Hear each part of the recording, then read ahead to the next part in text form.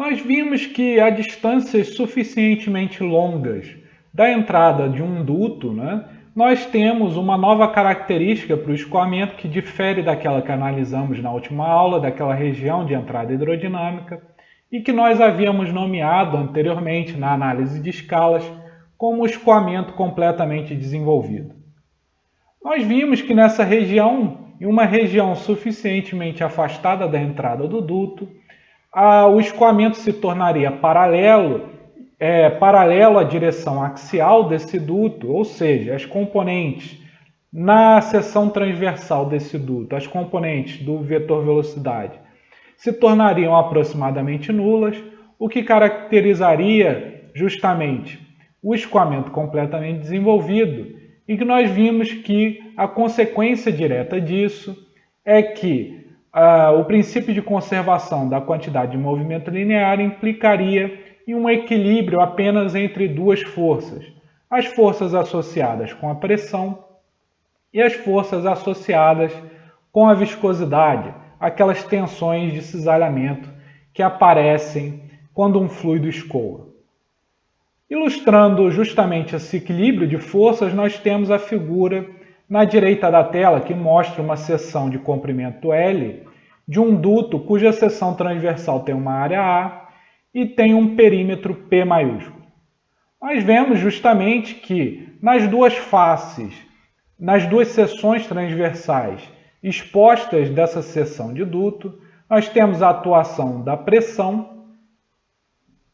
enquanto na área lateral desse duto, onde ocorre justamente a interação viscosa entre o fluido e a parede, nós temos o aparecimento de uma tensão de cisalhamento.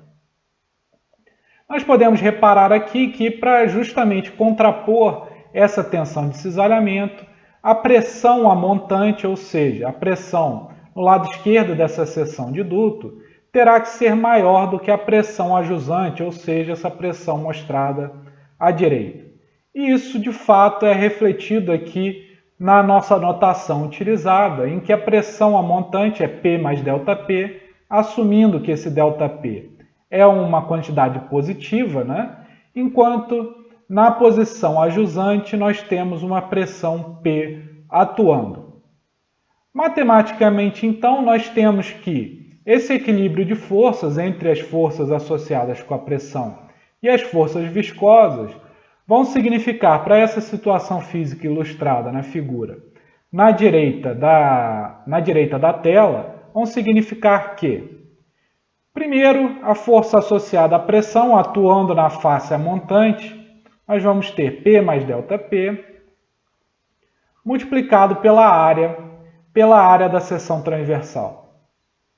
Enquanto isso, duas forças contrapõem justamente essa força que acabamos de escrever. Uma força dessas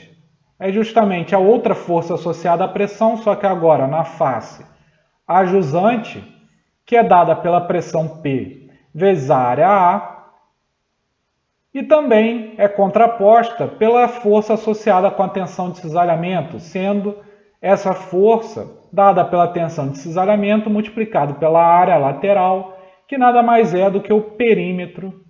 vezes o comprimento da seção de duto L. Tudo isso terá que ser igual a zero, de acordo lá com o que havíamos visto na nossa análise de escalas do escoamento em um duto. Rearranjando então, nós descobrimos daqui que, ao cortar o P vezes A com o P vezes A, e rearranjando, nós descobrimos então que ΔP dividido por L tem que ser igual a o perímetro dividido pela área vezes a tensão de cisalhamento. Ou seja, a variação de pressão por unidade de comprimento do duto ela será igual à razão entre o perímetro da seção transversal e a área dessa mesma seção transversal, multiplicado pela tensão de cisalhamento. Aqui agora, nesse momento, faz sentido introduzir uma nova definição, que é a definição de fator de atrito, que é amplamente utilizada na análise de escoamentos em dutos. Aqui há uma certa ambiguidade na definição do fator de atrito, na realidade há duas definições muito utilizadas na literatura. A primeira delas é a definição do fator de atrito de Fanning, que é definido como F, que é igual à razão entre a tensão de cisalhamento e meio de ρu ao quadrado,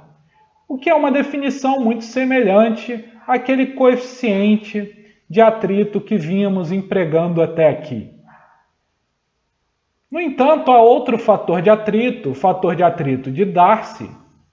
que é definido justamente como um F também, que é igual a 8 vezes tal, 8 vezes a tensão de cisalhamento dividido por ρu ao quadrado. Nós vemos aqui que os dois fatores de atrito se diferenciam por um fator multiplicativo de 4, né? Ou seja, o fator de Darcy vai ser justamente 4 vezes o fator de atrito Fanning. Aqui nesse curso nós vamos escolher utilizar o fator de atrito de Fanning.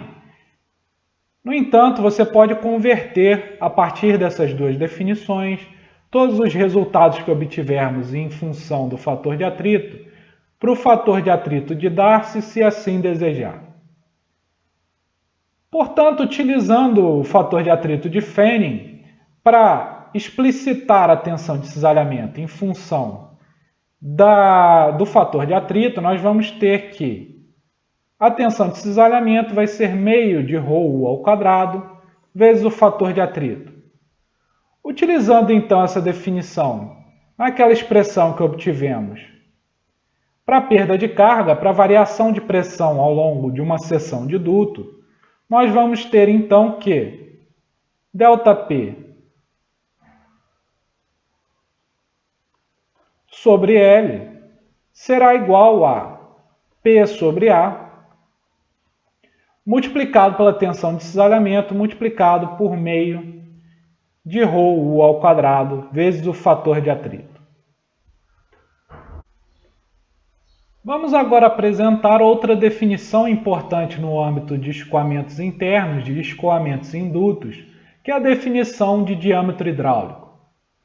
Queremos utilizar a notação, essa notação D maiúsculo com o subscrito H minúsculo, né? E vamos definir esse diâmetro hidráulico como sendo dado por 4 vezes a área da seção transversal do duto, dividido pelo perímetro da seção transversal desse mesmo duto.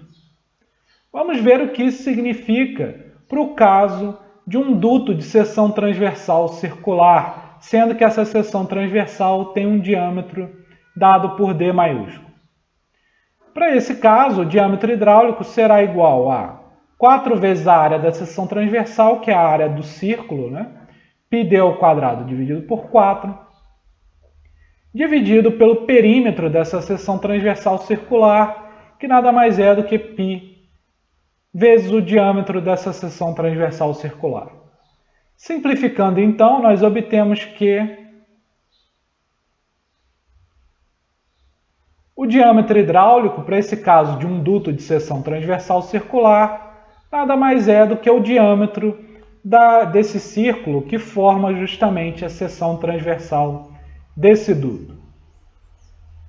Nós vamos agora, então, obter aquelas expressões, aquela expressão que havíamos obtido anteriormente, para o ΔP, só que agora, ao invés de em termos da razão entre o perímetro e a área, agora em termos do diâmetro hidráulico, justamente usando a definição que acabamos de apresentar. Nós vamos ter, então, para o caso da definição do fator de atrito de Fanning, né, que ΔP será igual a meio de ρu ao quadrado vezes o comprimento da seção de duto, vezes a razão entre o perímetro e a área, multiplicado pelo fator de atrito. Multiplicando, então, e dividindo por 4, tanto no numerador quanto no denominador, e utilizando a definição de diâmetro hidráulico, nós podemos reescrever essa expressão da seguinte maneira: ΔP vai ser igual a meio de ρu ao quadrado multiplicado pelo comprimento da seção de duto dividido pelo diâmetro hidráulico multiplicado por 4 vezes o fator de atrito, utilizando a definição de Fanning.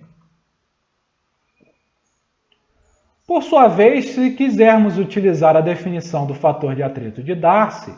essa mesma expressão, para variação de pressão ao longo dessa seção de duto,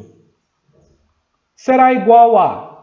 Nós já havíamos discutido anteriormente, quando apresentamos as duas definições de fator de atrito, que o fator de atrito de Darcy nada mais é do que 4 vezes o fator de atrito de Fanning, que é o que aparece explicitamente nessa expressão. Portanto, nós temos que a variação de pressão, o ΔP, será igual a meio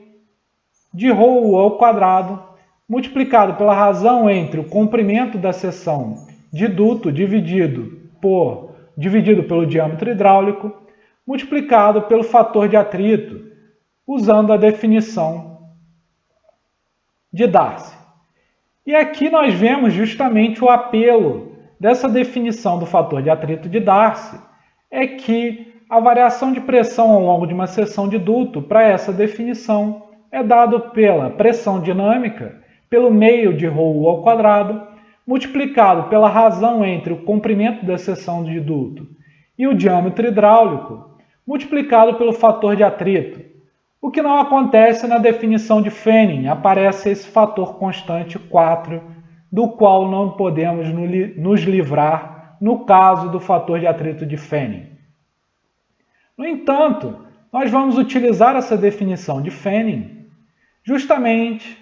pela sua similaridade com a definição daquilo que havíamos trabalhado anteriormente, no caso de escoamentos internos, e também utilizamos no caso da entrada hidrodinâmica, que é o coeficiente de atrito, a sua similaridade com o coeficiente de atrito. No entanto, nós podemos facilmente converter um fator de atrito no outro, simplesmente multiplicando o fator de atrito obtido utilizando a definição de Fanning, multiplicando esse fator de atrito por 4 e obtendo o equivalente em termos da definição de Darcy. Vamos agora explorar o que as expressões obtidas para o diâmetro hidráulico para outras seções transversais. Começando então por um canal formado por placas planas paralelas de largura tendendo a infinito. Se nós definirmos então a largura dessa seção transversal como W e também tivermos em mente que a distância entre as duas placas planas paralelas que formam justamente a seção transversal do duto, essa distância é dada por D maiúsculo, nós podemos então obter o diâmetro hidráulico para essa seção transversal como sendo igual ao limite do W tendendo a infinito, ou seja, de uma largura tendendo a infinito, de 4 vezes a área, que é W vezes D, dividido pelo perímetro, que é 2 vezes W mais D. Nós podemos, então, simplificar aqui e obter 2 no numerador e obter, ao tirar em evidência aqui o W no denominador, obter que o diâmetro hidráulico é dado pelo limite da largura tendendo a infinito de 2 vezes W vezes D, dividido por W vezes 1 mais D sobre W. Nós podemos agora cortar esse W, tanto no numerador quanto no denominador, e quando W tende a infinito, nós podemos reconhecer que essa razão D sobre W tende a zero. De onde podemos tirar, então, que o diâmetro hidráulico, para um caso de um canal formado por placas planas paralelas, o diâmetro hidráulico será 2 vezes a distância entre essas placas. Já num caso de um polígono regular, por exemplo, um triângulo equilátero, um quadrado, um pentágono, enfim, qualquer polígono regular, o diâmetro hidráulico será igual ao diâmetro do círculo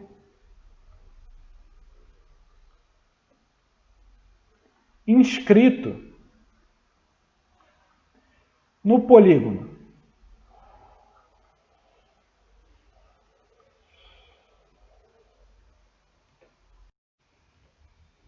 Passando então para a análise do perfil de velocidade ao longo da seção transversal de dutos, começando com um duto formado por placas planas paralelas. Placas planas paralelas distantes entre si, com uma distância entre si, dada por D maiúsculo, tal qual mostrado na situação física na figura na direita da tela.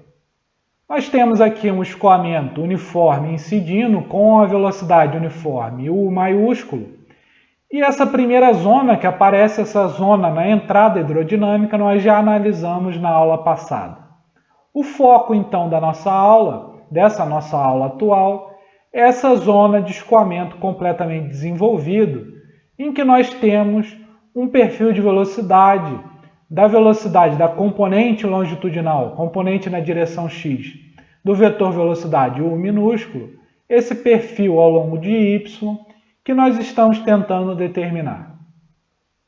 Nós vimos na análise de escalas, na aula sobre a estrutura do escoamento em dutos, que na zona de escoamento completamente desenvolvido, para esse caso de um duto de placas paralelas planas,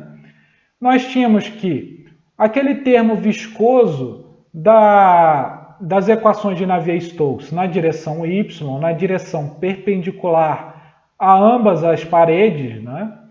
esse termo deveria equilibrar aquele termo do gradiente de pressão na direção longitudinal, na direção x. Dessa expressão, portanto, nós tiramos que nós tínhamos também chegado à conclusão de que a pressão P era constante ao longo da seção transversal e, portanto, para esse caso, no caso de escoamento completamente desenvolvido, a pressão não varia com a coordenada y, ela varia apenas com a coordenada x. Portanto, nós temos que esse termo dp dx, esse gradiente de pressão, é no máximo uma função de x. Por sua vez, nós temos que o perfil de velocidades, o perfil da componente horizontal do vetor velocidade U, varia apenas com y na zona de escoamento completamente desenvolvido, deixando de variar justamente com a direção longitudinal x. Portanto, esse termo viscoso, μ vezes a derivada segunda de uzinho em relação a y, é no máximo uma função de y, uma vez que u não varia com x. Dessa forma, nós temos que esse primeiro termo, o termo viscoso, é no máximo uma função de y, enquanto o termo associado com gradiente de pressão é no máximo uma função de x. Dessa forma, para que seja possível equilibrar esses dois termos, para qualquer x ou para qualquer y, ambos os termos deverão ser iguais a uma constante, de onde tiramos então que dp dx, esse gradiente de pressão, deverá ser igual a uma constante, ou seja, a pressão deverá variar linearmente ao longo da direção longitudinal da direção x, desde que estejamos na zona de escoamento completamente desenvolvido. Além disso, nós temos que empregar também para obter o perfil de velocidade na seção transversal as condições de contorno apropriadas. Para esse caso, se nós considerarmos então a origem do eixo y como sendo coincidente com a linha central do canal de placas planas paralelas, nós vamos ter que nas duas paredes, começando pela parede inferior, ou seja, começando pela posição onde y é igual a menos d sobre 2, a menos a metade da distância entre as placas, nós vamos ter que a condição de não deslizamento implicará que a camada de fluido imediatamente adjacente à parede inferior terá a mesma velocidade dessa parede,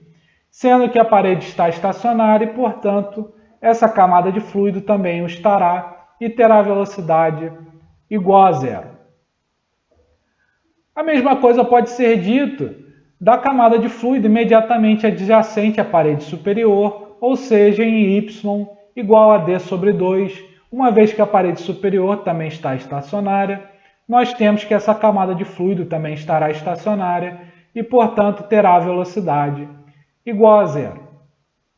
Resolvendo então essa equação diferencial ordinária, nós obtemos que o de y será igual a 1 sobre 2μ vezes dp dx multiplicado por y elevado ao quadrado, somado com C1 vezes y, somado com C2. Por sua vez, nós temos então que, nas condições de contorno, u de menos d sobre 2, que nada mais é que 1 sobre 8μ, dp dx, vezes d ao quadrado, menos C1 vezes d sobre 2, mais C2. Essa velocidade na parede inferior, que tem que ser igual a zero, pela condição de não deslizamento, né? Enquanto na parede superior nós temos que u de d sobre 2 terá que ser igual a 1 sobre 8μ, dp dx, vezes d elevado ao quadrado, somado com C1 vezes d sobre 2, somado com C2, que também tem que ser igual a zero pela condição de não deslizamento na parede superior. Subtraindo, então, a condição de contorno na parede inferior da condição de contorno na parede superior, nós chegamos à conclusão de que C1 vezes D tem que ser igual a zero, ou seja, C1 terá que ser nulo. Usando então o fato de que C1 é nulo, na condição de contorno na parede superior, nós chegamos à conclusão então que C2 é igual a menos 1 sobre 8μ dp dx vezes d elevado ao quadrado.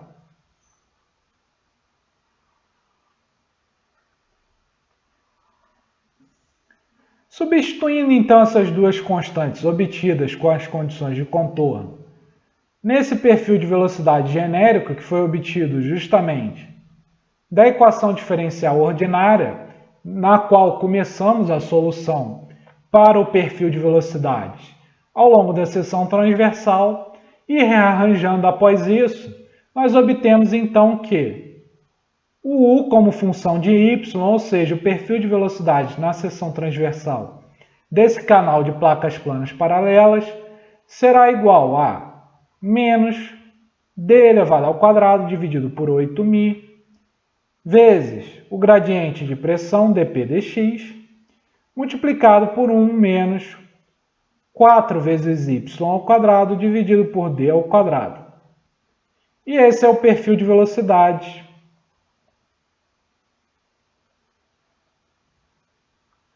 para um caso de um canal de placas planas paralelas quando o escoamento já está completamente desenvolvido. A partir desse perfil de velocidades parabólico para o escoamento completamente desenvolvido em um canal de placas planas paralelas, que é repetido aqui, que nós havíamos obtido anteriormente, é possível obter várias variáveis de interesse.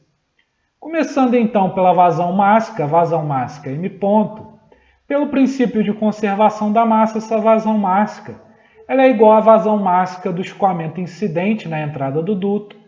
ou seja, é igual ao produto da massa específica ρ pela velocidade uniforme U maiúsculo do escoamento incidente, vezes a distância entre as placas que formam o canal, vezes a largura das placas que formam o canal. Por sua vez, M ponto também tem que ser igual à integral de menos d sobre 2 a d sobre 2 do produto de ρ da massa específica pelo perfil de velocidade da componente horizontal do vetor velocidade no escoamento completamente desenvolvido, vezes a largura das placas que formam o canal, integrada ao longo de y, ao longo da direção perpendicular às placas que formam o canal. Portanto, nós temos que m ponto terá que ser igual à integral de menos d sobre 2 a d sobre 2 de ρ vezes w vezes d elevado ao quadrado, dividido por 8μ, vezes menos dp dx, vezes 1 menos 4y ao quadrado, sobre d ao quadrado, dy. O que, por sua vez, terá que ser igual a... Nós acabamos de discutir e chegar à conclusão de que esse gradiente de pressão dp dx, para o caso do escoamento completamente desenvolvido, ele é constante. Assim como é constante também o fator que multiplica esse gradiente de pressão. Portanto, ambos podem sair da integral e nós obtemos então que a vazão máxima é ρ vezes w, vezes d elevado ao quadrado dividido por 8μ, né?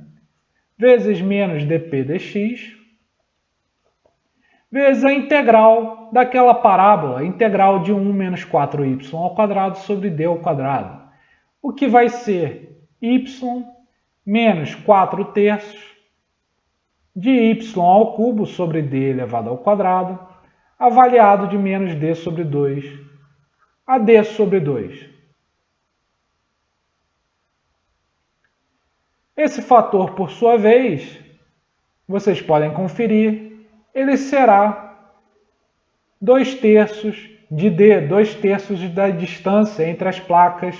que formam justamente o canal. Simplificando e rearranjando, então, nós obtemos aqui no lugar do 8, 4, e corto o 2 aqui, e nós chegamos então à conclusão de que a vazão máxima ela é ρ vezes w vezes d elevado ao cubo, dividido por 12μ, vezes menos dp dx, vezes menos, né, o gradiente de pressão. Portanto, nós chegamos aqui à conclusão de que a vazão máxima no escoamento completamente desenvolvido, no escoamento laminar completamente desenvolvido, a vazão máxima é diretamente proporcional ao gradiente de pressão. Outra variável de interesse é o fator de atrito. Nós havíamos discutido anteriormente que a variação da pressão ao longo de uma seção de duto, ΔP, dividido pelo comprimento dessa seção de duto, esse comprimento L, deveria ser igual a, no caso do fator de atrito de Fanning, deveria ser igual a 4 vezes o fator de atrito, multiplicado pela pressão dinâmica, meio de ρu ao quadrado, multiplicado por 1 sobre o diâmetro hidráulico. No entanto, como sabemos agora que o gradiente de pressão é constante no escoamento completamente desenvolvido, podemos associar esse ΔP sobre L com menos dp dx. E da discussão, da conclusão que havíamos acabado de chegar, podemos então escrever que o dp dx menos dp dx, que pode ser reescrito a partir da vazão máxima como 12μ sobre ρw d elevado ao cubo, vezes a vazão máxima, que também é dada por ρ vezes u vezes d vezes w, né? Terá que ser igual, então, a 2 vezes o fator de atrito, multiplicado por ρu ao quadrado, multiplicado por 1 sobre o diâmetro hidráulico. Nós podemos agora fazer algumas simplificações. O w corta com um w, o d corta com 1 dos d elevado ao cubo, sobra d elevado ao quadrado, né? 1 dos ρu aqui do lado esquerdo, ρu do lado esquerdo, né? Corta com um ρ e um u do lado direito, de maneira que podemos então rearranjar essa expressão da seguinte maneira. Nós temos que 12 terá que ser igual a 2 vezes o fator de atrito, multiplicado por ρu vezes d, dividido por μ, multiplicado por d, dividido por d, o diâmetro hidráulico. Nós temos então que se nós multiplicarmos por 2 e dividirmos por 2 duas vezes, né, nós podemos reconhecer que o D multiplicado por esse 2 aqui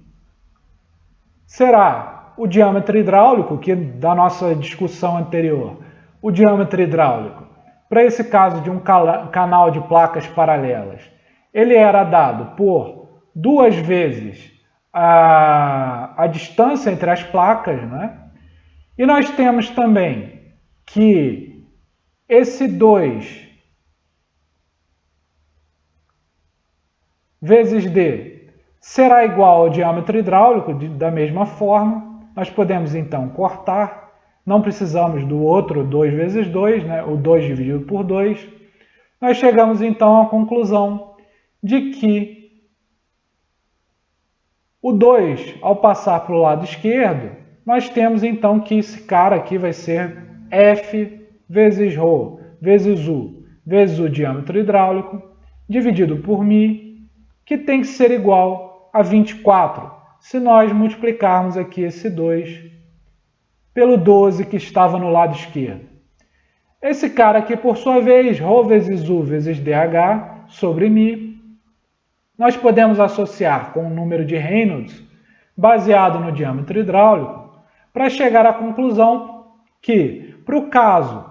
de um canal formado por placas planas paralelas, o produto do fator de atrito pelo número de Reynolds baseado no diâmetro hidráulico é igual a 24. Desde que o fator de atrito de Fenning seja utilizado. Muito bem, passando então para o perfil de velocidades, nós podemos agora obtê-lo em termos da velocidade do escoamento incidente, da velocidade U maiúsculo. Para tanto, vamos utilizar novamente essa expressão aqui, que relaciona a vazão máxima com o gradiente de pressão. Nós temos então que o de Y será igual a d ao quadrado dividido por 8μ vezes menos o gradiente de pressão, que nós já havíamos chegado à conclusão de que era 12μ sobre ρ vezes w, d ao cubo, multiplicado pela vazão máxima, que é ρ vezes u vezes d vezes w. Tudo isso multiplicado, por sua vez, com 1 menos 4y ao quadrado sobre d elevado ao quadrado. Nós podemos agora simplificar e, fatorando aqui por 4, nós obtemos que o 12 vira 3 e o 8 vira 2. Nós podemos cortar aqui o d ao quadrado com o d ao cubo, vai sobrar só d. Esse d, por sua vez, corta com o d na parte superior. O ρ e o w também cortam com o ρ e o w no numerador. O mesmo acontece com a viscosidade dinâmica, né? De onde nós tiramos então a conclusão de que o perfil de velocidades parabólico U em função de y será igual a 3 meios de U vezes 1 menos 4y ao quadrado sobre d elevado ao quadrado. Nós vemos aqui então que a velocidade máxima, a velocidade no centro do canal, que é a velocidade máxima, ela é dada justamente por 3 meios da velocidade uniforme incidente para esse caso de um canal de placas planas paralelas. Passando então para a análise do perfil de velocidades ao longo da seção transversal, no escoamento completamente desenvolvido em um duto de seção transversal circular, né, tal qual ilustrado na figura na direita da tela, que ilustra justamente a situação física para o caso de um duto circular de diâmetro D maiúsculo. Novamente, nós temos um escoamento incidente com uma velocidade uniforme e, após o desenvolvimento, após a entrada hidrodinâmica, que se desenvolve justamente próxima à entrada do escoamento no duto, nós temos a zona de escoamento completamente desenvolvido, em que a componente horizontal do vetor velocidade passa a não variar mais com a direção longitudinal, variando apenas na direção radial, para esse caso, do duto circular. Né? Novamente, nós vamos ter um equilíbrio entre forças viscosas e forças associadas com a pressão. Mais especificamente, nós vamos ter um equilíbrio entre o termo viscoso na direção radial, ou seja, μ sobre r, vezes a derivada ao longo da coordenada r, da coordenada radial, de r vezes a derivada de u em relação a r, e um equilíbrio desse termo com um gradiente de pressão longitudinal, gradiente de pressão na direção x. Mais uma vez, de discussões anteriores da análise de escalas que realizamos, nós já sabemos que o U na zona de escoamento completamente desenvolvido deixa de variar com a coordenada x. E, portanto, esse termo viscoso, mostrado na esquerda dessa equação diferencial ordinária, é no máximo uma função da coordenada radial r. Já o gradiente de pressão, nós temos que a pressão, no caso do escoamento completamente desenvolvido, cessa de variar também com a coordenada radial, cessa de variar ao longo da seção transversal.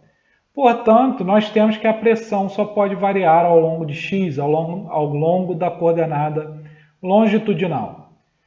Portanto, para que esses dois termos se equilibrem para uma posição qualquer, né, para qualquer x e para qualquer coordenada radial r, é necessário que os dois sejam igual a uma constante que será igual entre os dois. Não é? Portanto, nós temos novamente que o gradiente de pressão é constante e que a pressão varia linearmente ao longo do duto, ao longo de x. Além disso, para determinar o perfil de velocidades é necessário estabelecer condições de contorno. As condições de contorno que utilizaremos aqui para o caso do duto circular são as de que a derivada de u em relação a r, avaliada em r igual a zero, deve ser limitada, não deve tender a infinito, não deve divergir, enquanto a velocidade na parede, ou seja, em r igual a d sobre 2, deverá ser igual à velocidade da parede, que é estacionária, e, portanto, essa velocidade dessa camada de fluido imediatamente adjacente à parede, pela condição de não deslizamento, essa velocidade deverá ser igual a zero. Resolvendo, então, essa equação diferencial ordinária, nós obtemos que U de R deverá ser igual a 1 sobre 4μ vezes o gradiente de pressão dp dx vezes o raio elevado ao quadrado, somado com C1 vezes o logaritmo natural de R, somado com C2. De cara, nós já podemos descartar esse segundo termo, setando C1 como sendo igual a zero,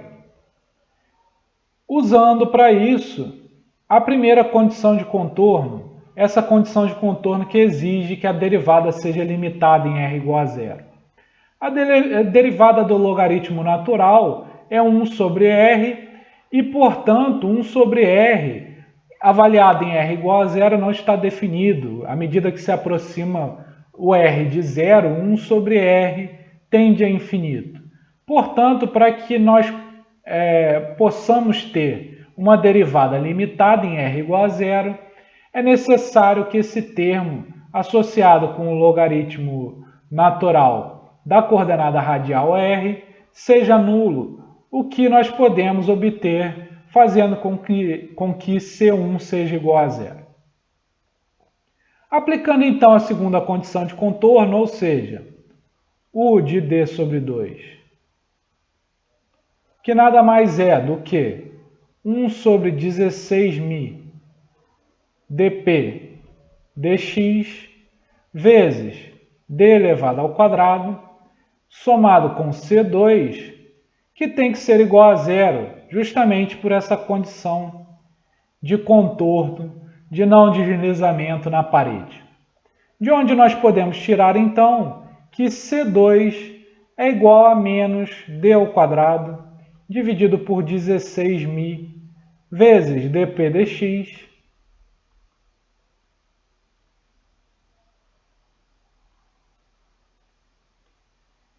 o que, ao substituir então no nosso perfil de velocidades, nos leva à conclusão de que U de R é igual a d ao quadrado dividido por 16μ vezes menos dp dx vezes 1 menos 4r ao quadrado dividido por d elevado ao quadrado. Esse é, portanto, o perfil de velocidades para o escoamento completamente desenvolvido em um duto circular. Assim como havíamos feito com o perfil parabólico completamente desenvolvido para o escoamento em um canal de placas planas paralelas, também vamos utilizar o perfil parabólico para o escoamento completamente desenvolvido em um duto de seção transversal circular que é mostrado em verde na tela para obter algumas variáveis de interesse. A primeira delas é a vazão mássica m ponto, que da conservação da massa pode ser escrita como ρ vezes U, aquela velocidade do escoamento incidente na entrada do canal, vezes a área da seção transversal, ou seja, vezes π vezes o diâmetro elevado ao quadrado, dividido por 4. Além disso, pelo princípio de conservação da massa, a vazão mássica também pode ser escrita como sendo igual a 2 vezes π, vezes a integral de 0 a d sobre 2, de ρ vezes o perfil de velocidades completamente desenvolvido, U de R, vezes R, tudo isso integrado ao longo de R. Portanto, nós temos que a vazão mássica, m ponto, ela será igual a 2π, e substituindo dentro da integral o perfil parabólico, para esse caso de um escoamento completamente desenvolvido em um duto de seção circular, nós obtemos então que a integral de 0 a d sobre 2 de ρ d ao quadrado dividido por 16μ multiplicado por menos dp dx multiplicado por esse polinômio de segunda ordem, de grau 2, entre parênteses aqui no perfil parabólico de velocidades, multiplicado por r, esse r do jacobiano, o que resulta em r menos 4r ao cubo dividido por d ao quadrado. Tudo isso integrado ao longo de r. Nós temos aqui como simplificar o 2 com o 16, que vira 8, não é? E também podemos reconhecer que o gradiente de pressão, para o caso de um escoamento completamente desenvolvido, ele é constante, assim como o fator que o multiplica, e, portanto, eles podem sair da integral, de maneira, então, que nós obtemos que π sobre 8, multiplicado por ρ d ao quadrado, dividido por μ, multiplicado por menos o gradiente de pressão, menos dp dx, multiplicado pela integral de 0 a d sobre 2, de r menos 4r ao cubo sobre d ao quadrado, o que pode ser avaliado como r ao quadrado dividido por 2, menos r à quarta sobre d ao quadrado, avaliado de 0 a d sobre 2. Vocês podem conferir, então, que esse termo associado com a integral é d ao quadrado dividido por 16. Portanto, nós temos que a vazão mássica m ponto, ela será igual a π dividido por 128, multiplicado por ρ vezes d à quarta, dividido por μ pela viscosidade dinâmica, multiplicado por menos dp dx. E mais uma vez, nós vemos que para o caso de um escoamento laminar completamente desenvolvido, a vazão mássica m ponto é diretamente proporcional ao gradiente de pressão na direção longitudinal. Passando agora para o fator de atrito, nós vimos anteriormente que a variação de pressão ao longo de uma seção de um duto, dividido pelo comprimento dessa seção de duto, ela é igual a 4 vezes o fator de atrito de Fanning, né? Multiplicado pela pressão dinâmica, multiplicado por meio de ρ ao quadrado, vezes 1 sobre o diâmetro hidráulico, por caso de um duto de seção circular, o diâmetro hidráulico é o próprio diâmetro do duto circular. Além disso, nós podemos, para o caso de um escoamento completamente desenvolvido, reconhecer que o gradiente de pressão é constante e, portanto, associar ΔP sobre L com menos dP dx. Utilizando, então, a relação entre dP dx, entre menos dP dx e a vazão mássica, e substituindo essa relação nessa expressão aqui, nós obtemos que 128 dividido por π multiplicado por μ sobre ρd à quarta, multiplicado, por sua vez, pela vazão mássica, que nós vamos utilizar essa expressão aqui, que associa a vazão mássica com as condições na entrada do duto de seção circular. Portanto, multiplicado pela vazão mássica ρu vezes πd ao quadrado dividido por 4. Isso tudo terá que ser igual a 2 vezes o fator de atrito de Fanning vezes ρ ao quadrado vezes 1 sobre o diâmetro d. Nós podemos agora proceder com algumas simplificações. O π corta com um π aqui. O d à quarta do denominador vai virar d ao quadrado, para cortar aqui com um d ao quadrado. E do outro lado também tem um d, então nós podemos eliminar também o d ao quadrado, ficará apenas d aqui no denominador do lado esquerdo. E esse d aqui sumirá. Por sua vez, o ρ vezes u do lado esquerdo some e sobra apenas o u no lado direito dessa equação.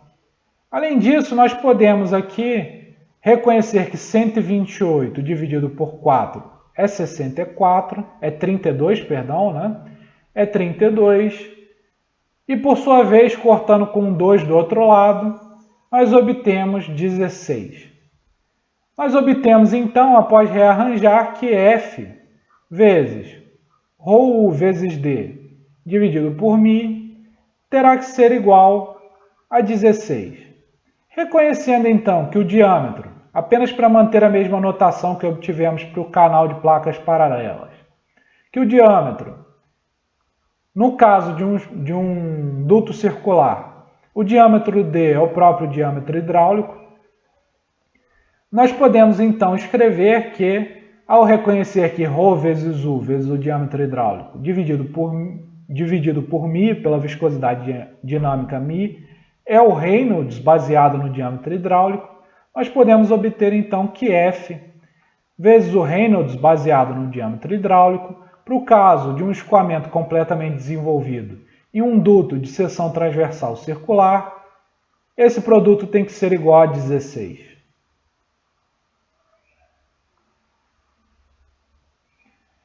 Passando agora então para o perfil de velocidade, nós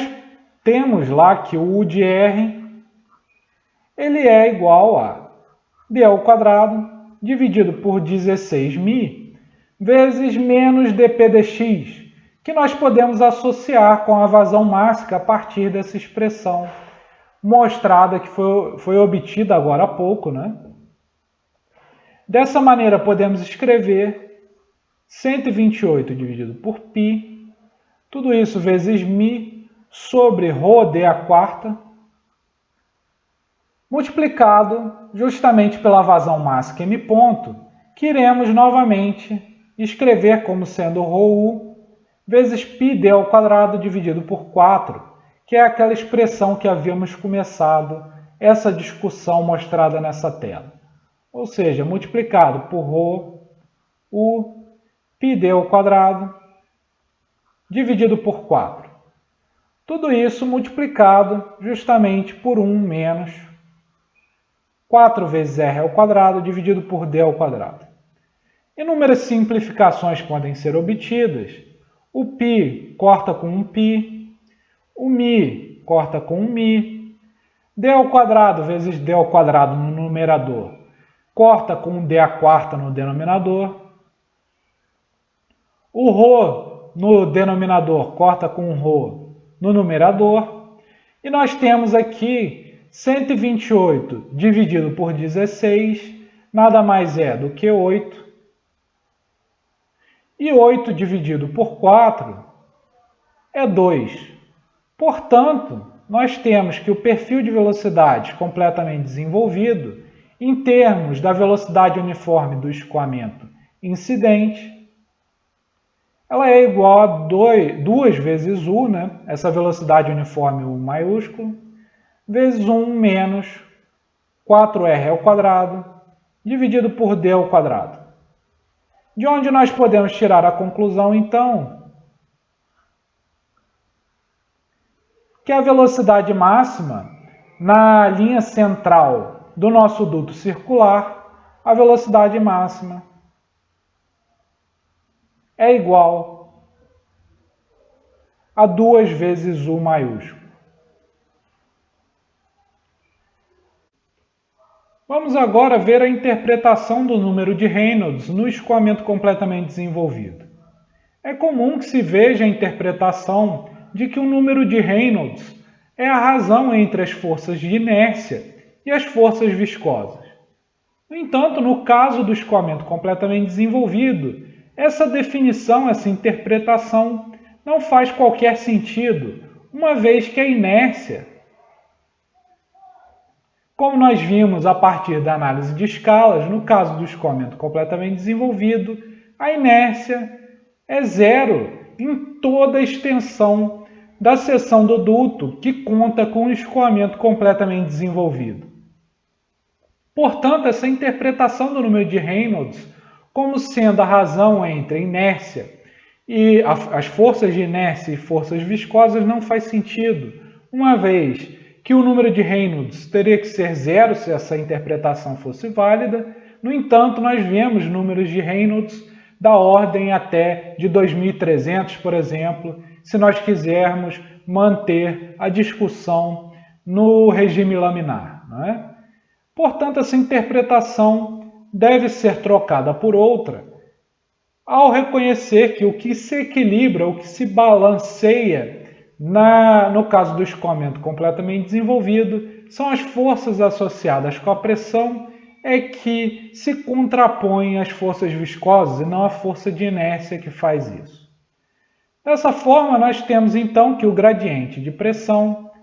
na expressão que obtivemos no início dessa aula, né, ou seja, o ΔP sobre L, ele é igual ao perímetro da seção transversal do duto dividido pela área da seção transversal do duto, multiplicado pela tensão de cisalhamento,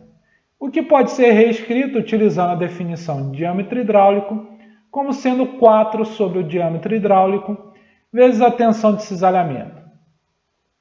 Em termos de ordem de grandeza, então, nós temos que ΔP sobre L é da ordem de tal sobre dH, que por sua vez pode ser escrito como ΔP sobre L é da ordem de tal, a gente pode associar com uma ordem de grandeza de μ vezes U dividido pelo diâmetro hidráulico. Portanto, nós podemos escrever que ΔP sobre L é da ordem de μ vezes U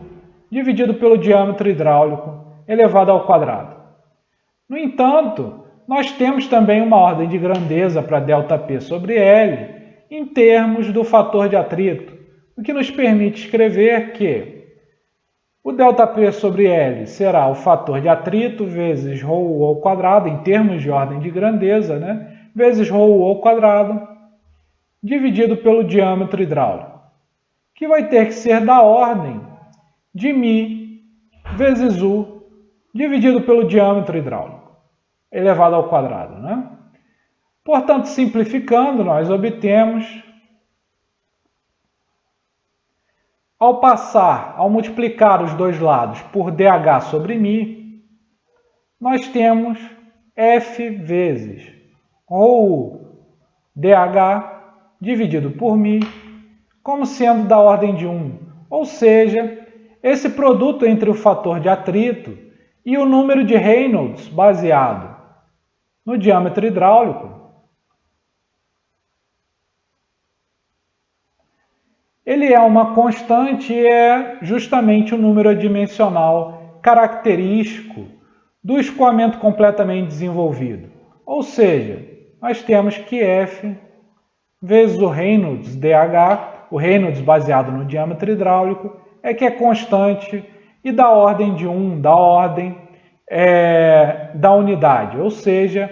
ele é de fato o número adimensional característico do escoamento completamente desenvolvido e não o número de Reynolds, que a partir dessa discussão acaba não tendo nenhum significado físico por si só no caso do escoamento completamente desenvolvido, diferentemente do que acontecia no caso da camada limite, em que sua interpretação é que sua raiz quadrada era de alguma forma uma medida da esbeltez da camada limite. Aqui nós temos que apenas o produto entre o fator de atrito e o Reynolds é que tem significado físico, e o seu significado físico é justamente um balanço entre pressão e forças viscosas. Para outras seções transversais, novamente, as forças viscosas, os termos viscosos, se equilibrarão de alguma forma com o gradiente de pressão na direção longitudinal. Ou seja, nós podemos escrever então que μ é viscosidade dinâmica vezes o laplaciano da componente na direção longitudinal do vetor velocidade, menos dp dx, ou seja, o gradiente de pressão na direção longitudinal, tem que ser igual a zero, sendo que para o escoamento completamente desenvolvido, nós temos que a derivada segunda presente aqui no laplaciano da velocidade, dessa componente do vetor velocidade, essa derivada segunda de u em relação a x deverá ser igual a zero sempre. Para outras geometrias de seção transversal de duto, o produto entre o fator de atrito F e o número de Reynolds baseado no diâmetro hidráulico permanecerá constante, uma vez que nós discutimos agora há pouco que esse produto entre o fator de atrito e o número de Reynolds, para o caso de um escoamento completamente desenvolvido, representa justamente o balanço entre as forças de pressão e as forças viscosas, que é característico desse tipo de escoamento. Portanto, ele permanece constante, no entanto, a constante associada com o produto entre o fator de atrito e o Reynolds pode diferir de uma seção transversal para outra. Por exemplo, 3 seções transversais são mostradas aqui na tabela, mostrada na tela, né? Nós temos uma seção transversal quadrada, uma seção circular e uma seção formada por 2 placas planas paralelas, né? Aquele canal de placas planas paralelas. E nós vemos justamente que o produto entre o fator de atrito e o número de Reynolds difere entre essas 3 seções. De fato, nós vemos aqui o 16, que foi achado para o duto circular, e o 24, que foi achado para o canal de placas planas paralelas. Enquanto para a seção transversal quadrada, esse número, esse produto entre o fator de atrito e o número de Reynolds baseado no diâmetro hidráulico, será 14,2. Resultado esse que pode ser obtido com a aplicação de séries de Fourier, justamente naquela equação diferencial parcial que acabamos de ver, envolvendo o laplaciano da componente longitudinal do vetor velocidade. Além disso, dessa tabela também podemos tirar uma interpretação física para o diâmetro hidráulico.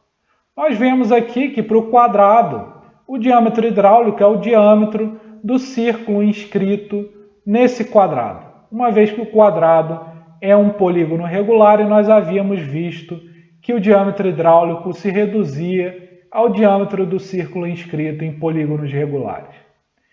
Já o diâmetro hidráulico, para um duto de seção circular, ele é o próprio diâmetro dessa seção circular. Já para o canal de placas planas paralelas, o diâmetro hidráulico nada mais é do que 2 vezes a distância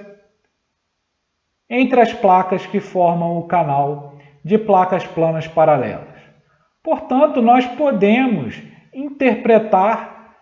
o diâmetro hidráulico como sendo uma medida, um número que mede justamente a distância entre as paredes que confinam o escoamento dentro do duto. Além disso, nós podemos também ver que, para o caso do quadrado, o diâmetro hidráulico subestima essa distância entre as paredes, que é bastante maior, por exemplo, no caso próximo da diagonal desse quadrado, né? Enquanto ele acerta perfeitamente, obviamente, no caso de seção circular, e no caso de um canal de placas planas paralelas, ele na realidade sobreestima a distância entre as paredes que confinam o escoamento. E é isso que explica justamente o produto entre o fator de atrito e o Reynolds, baseado no diâmetro hidráulico, ser menor no caso em que o diâmetro hidráulico, na realidade, ele subestima a distância média entre as paredes, né, entre as paredes que confinam o escoamento, enquanto um fator de atrito vezes o Reynolds do canal de placas planas paralelas, aonde o diâmetro hidráulico, na realidade, ele sobreestima a distância entre as paredes, tem um fator de atrito associado, um fator de atrito multiplicado pelo Reynolds,